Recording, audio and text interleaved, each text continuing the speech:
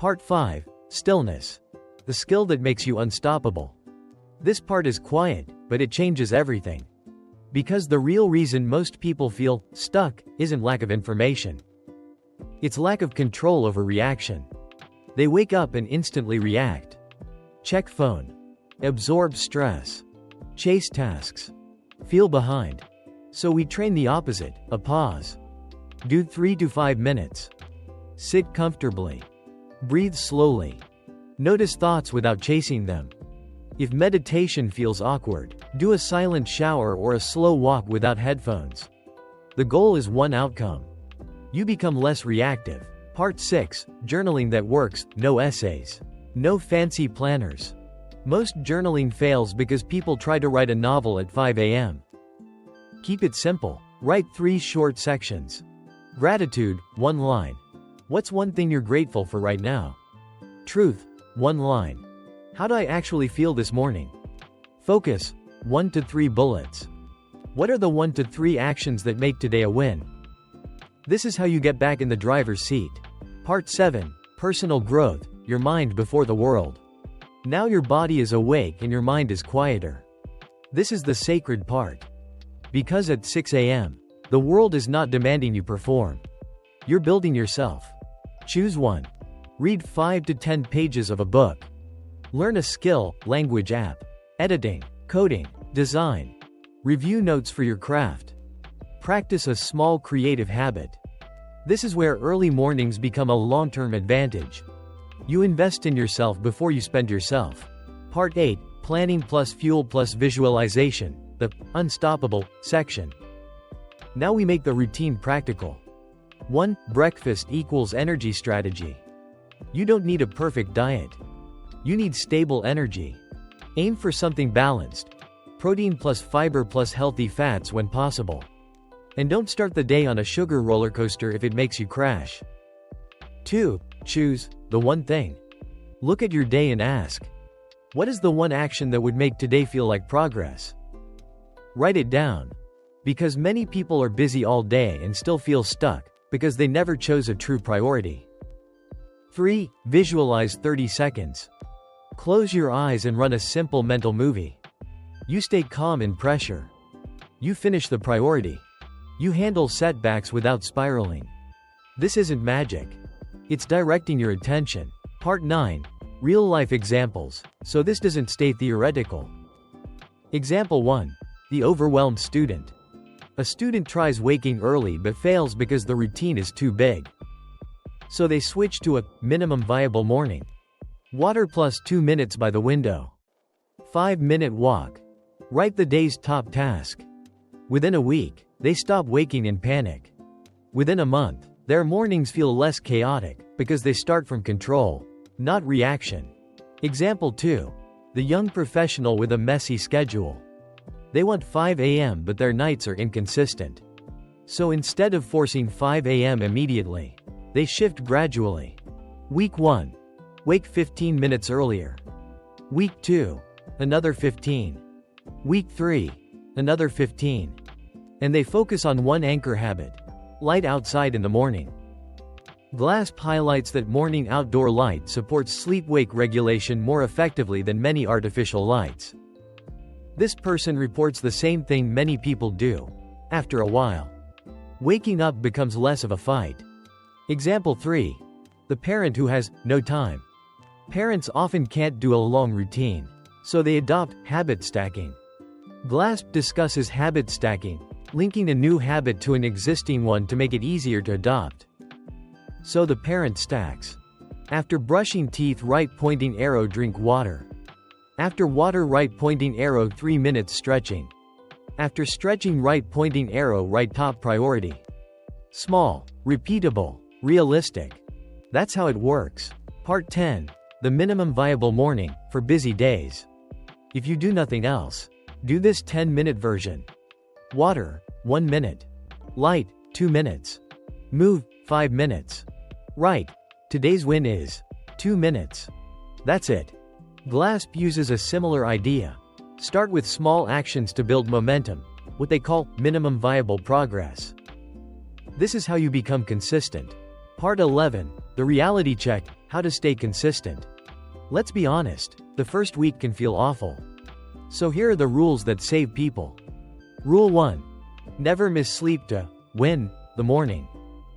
If you're short on sleep, your routine becomes punishment. Remember, adults generally need at least 7 hours, often 7 to 9. Rule 2. Don't change everything at once. Start with one anchor habit. Water, light, or movement. Then add the next piece. Rule 3. Keep your phone out of the first 20 minutes. Because once you open your phone, you open the door to other people's priorities.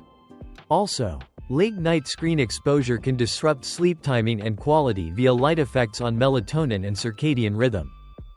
So phone boundaries help both the night and the morning. Part 12. The transformation. What really changes? Here's what nobody tells you. Waking up early won't magically solve your problems. But it gives you a daily window where you can finally face them. That goal you've been avoiding? You'll start it. That anxiety that follows you all day? You'll learn to create space before reaction. That feeling of being stuck? You'll move, because movement becomes your identity. And after a few months, you realize the real reward isn't 5 a.m. The real reward is this. You start living intentionally. Closing lesson, clear takeaway. So the lesson is simple. Your life doesn't change when you feel motivated. It changes when you repeat small decisions long enough to become someone new. Before you go, pick one thing from today and try it tomorrow. Just one. Water, light, movement, journaling, anything.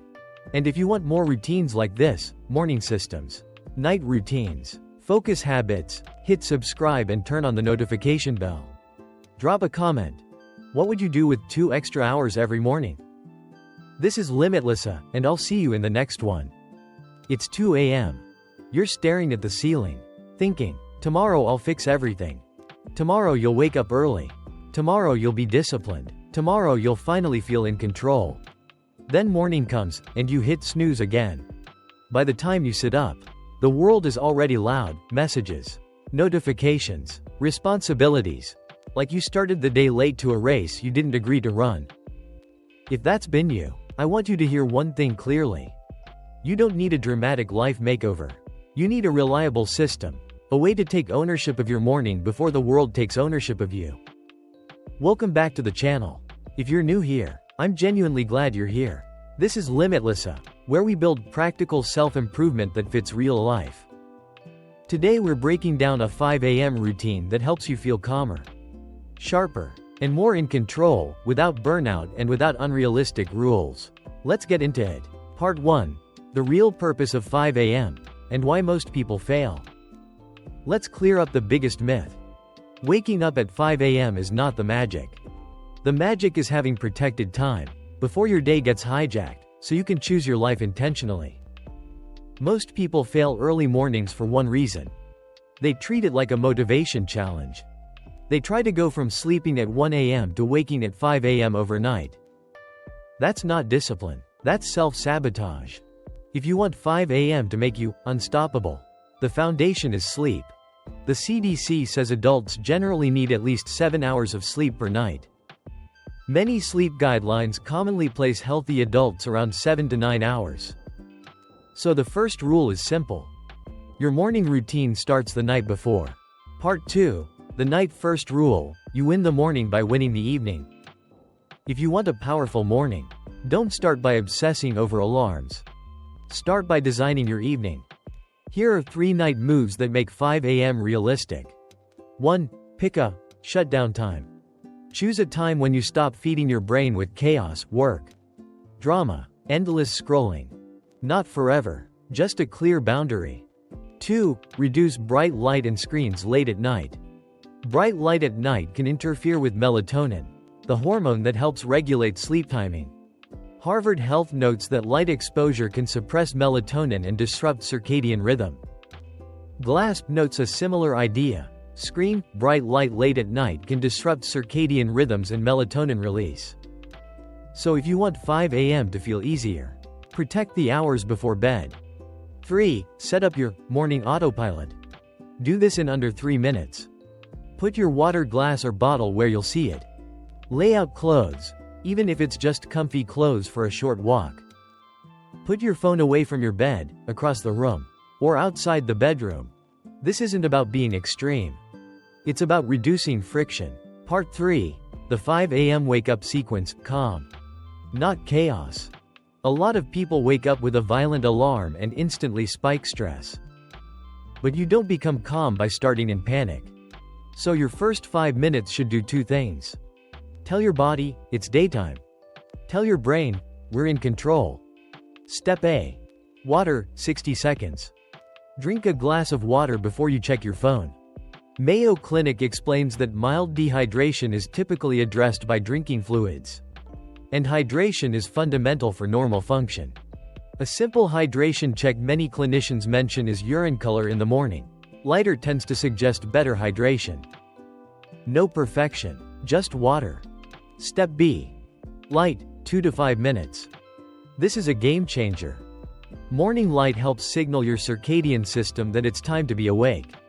Harvard sources discuss how light influences circadian rhythms and melatonin timing. A glass piece also highlights the importance of natural light in the morning for the cortisol-melatonin rhythm, and warns about bright light at night. If you can step outside for a few minutes, do it. If you can't, stand by a window, open curtains, brighten your space. Water plus light is your "I'm awake and I'm leading" signal. Part 4. Movement for momentum, not punishment. People skip morning workouts because they think exercise must be big and perfect. Here's the truth. Consistency beats intensity. Your goal is not to destroy a workout. Your goal is to create momentum. Pick one. 10-minute stretch or yoga. 10-minute walk. 3 rounds. Bodyweight squats plus incline push-ups plus plank. Dance to one song. And here's the key. You're not doing this to impress anyone. You're doing it to prove a point to yourself. I follow through.